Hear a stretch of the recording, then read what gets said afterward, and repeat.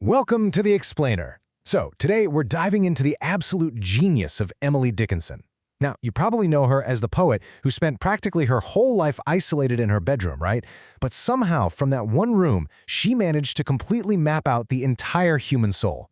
What we're going to look at today is exactly how she takes a super complex, completely invisible human emotion and turns it into this tangible, totally relatable character, all by just using some absolutely brilliant figures of speech.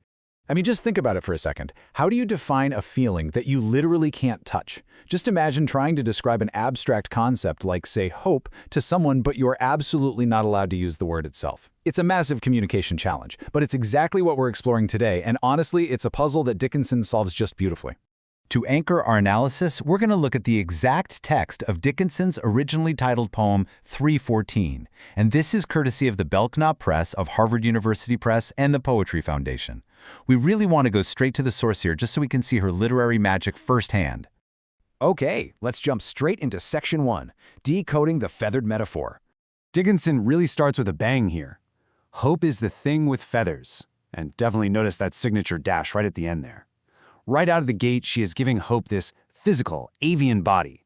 She takes this really difficult, abstract concept that usually only lives up in our minds and literally turns it into a tangible thing with feathers. So suddenly it's not just an idea anymore, right? It's a living, breathing entity. What she's doing right off the bat is establishing an extended metaphor. That's when you compare two radically unlike things, but you carry that comparison throughout a series of lines in the poem. So this brilliant opening line, it doesn't just give us a quick mental visual. It actually launches the entire structural foundation for the narrative arc of the poem.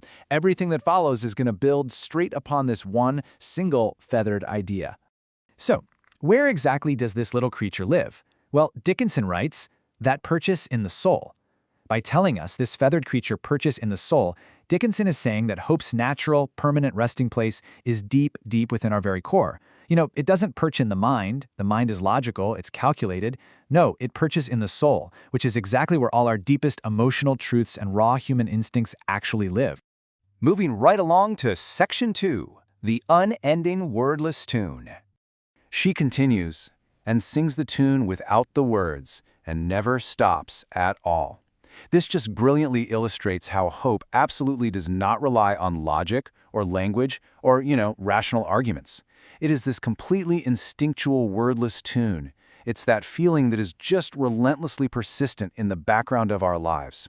It keeps that rhythm going, even when we can't quite articulate exactly why we feel hopeful.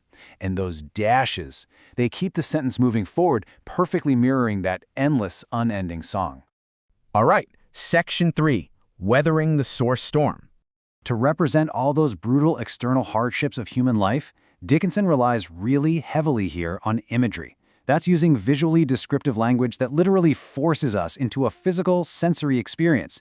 She needs us to vividly feel the harsh, real-world resistance that hope is constantly up against. Check out the contrast here. Dickinson intentionally pits the incredibly delicate, sweet nature of this tiny little bird right against this harsh, violent sensory imagery. We're talking a gale and a soar storm. This does a couple things. It emphasizes just how vulnerable hope is, for sure, but simultaneously, it completely sets the stage for showcasing its absolute incredible strength. She writes, that could abash the little bird that kept so many warm. The absolutely crucial takeaway here is the staggering resilience of hope. To completely abash something means to destroy its self-confidence or to silence it entirely.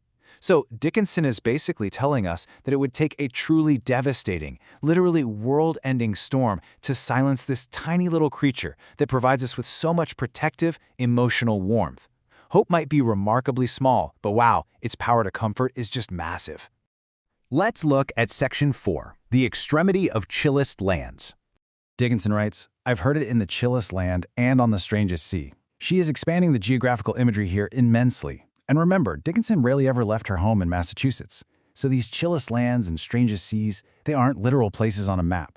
Instead, they represent those moments of profound, totally unfamiliar psychological isolation that we all inevitably face. You know, those dark, strange times in life when we just feel completely adrift. And yet, even there, even in that darkness, the speaker still hears the bird. And finally, Section 5, Hope's Unconditional Nature. Dickinson concludes the poem with this: "Yet, never, in extremity, it asked a crumb of me." Even in the absolute worst moments of extremity, this incredibly resilient bird remains entirely selfless. I mean, think about it. It has sung its tune, it's weathered the absolute sorest storms, it's traveled to the strangest seas, and yet it never demands even a tiny little crumb of repayment for its song. Hope literally gives us everything and requires absolutely nothing in return from us. So when we step back for a second and look at the whole thematic arc of this extended metaphor, we can see that Dickinson has meticulously built a complete psychological profile of what hope actually is. Right? It perches directly in the soul. It sings an unending wordless tune. It survives the gale and keeps us warm. It endures the chillest land and the strangest sea. And finally, the best part, it never asks for a single crumb in return. Through this amazingly structured imagery, Dickinson absolutely proves that hope is our most unconditionally loyal and endlessly resilient companion. As we wrap up this explainer today, I really want to leave you all with a question to chew on. When was the last time hope kept you warm in a strange sea without asking for even a crumb in return? Take a second to think about your own moments of extremity and how Dickinson's timeless feathered metaphor might just be singing its wordless tune in the background of your life right now. Keep listening for it.